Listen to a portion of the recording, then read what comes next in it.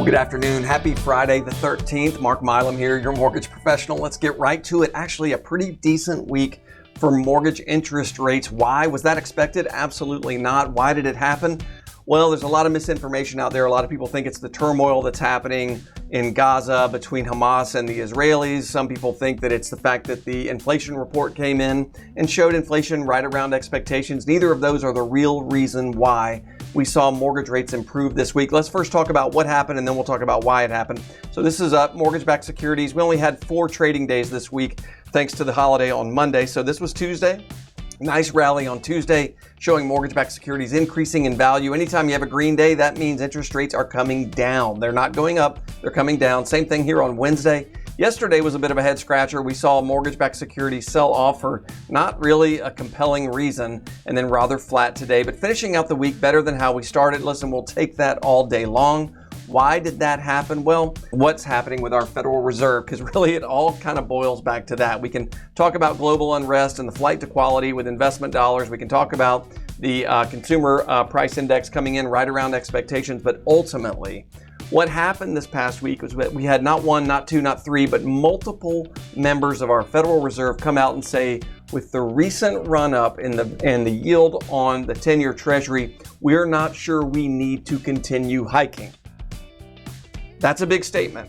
That's a statement we haven't heard a lot from our Federal Reserve. Listen, our Federal Reserve has been really, really hawkish, saying, hey, we're going to keep going, we're going to keep hiking, higher for longer, we're going to keep doing the job until we have inflation back in the bottle at 2%. This is really the first time we've had multiple members of our Federal Reserve saying, we may be done.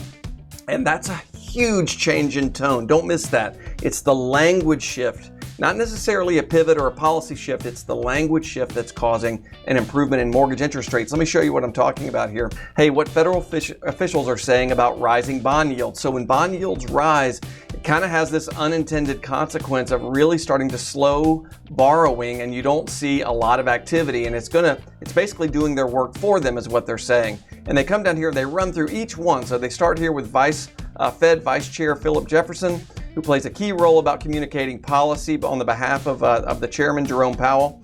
And he said, looking ahead, I'll remain cognizant of tightening financial conditions through higher bond yields, and will keep that in mind as I assess the future path of policy.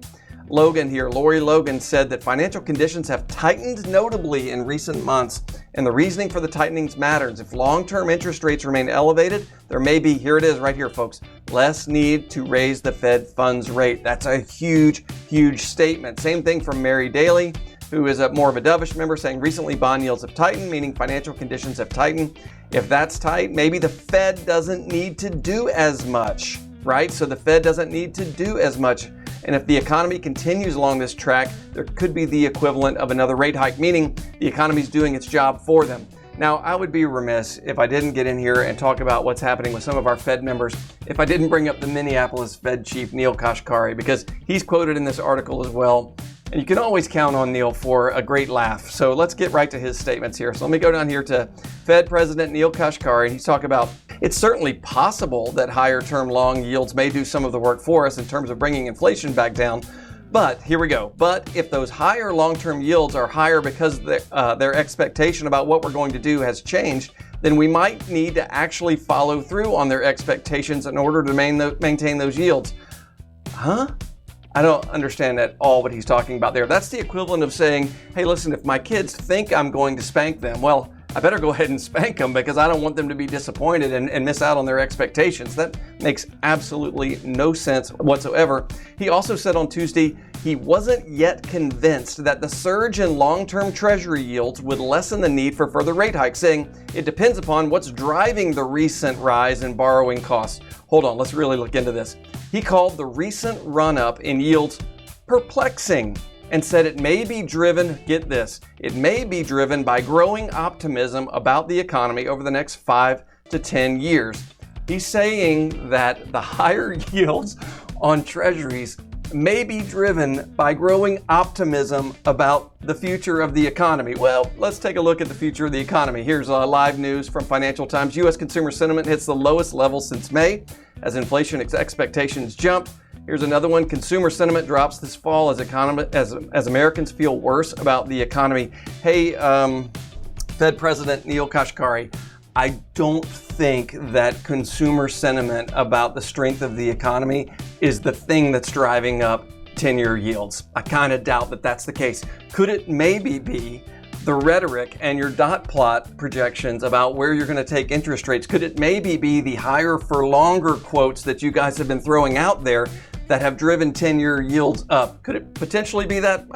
Maybe I'm off base. Who knows? Let's take a quick look at this too. So the housing industry has now started to urge not only Jerome Powell, but President Biden as well.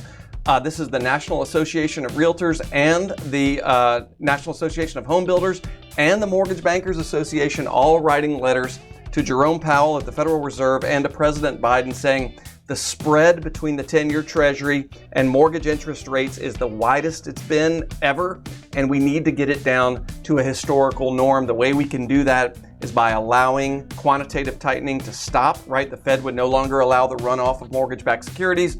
Perhaps even Fannie or Freddie could step in and start buying some mortgage-backed securities to help spur a little bit of demand. That would help narrow that gap, bring interest rates down maybe by a full percentage point. That would be rather nice for home ownership affordability if we could get that spread down. So all of these powerful groups lobbying not only the Fed chairman, but also the President of the United States. So far, no word from either one of those formal solicitations, but it'll be interesting to watch next week and moving through the end of the month if there's any kind of response from either of those two entities. In the meantime, if I can be of any service to you over the weekend, don't hesitate to reach out, mark.milam@highlandmtg.com. Have a good weekend.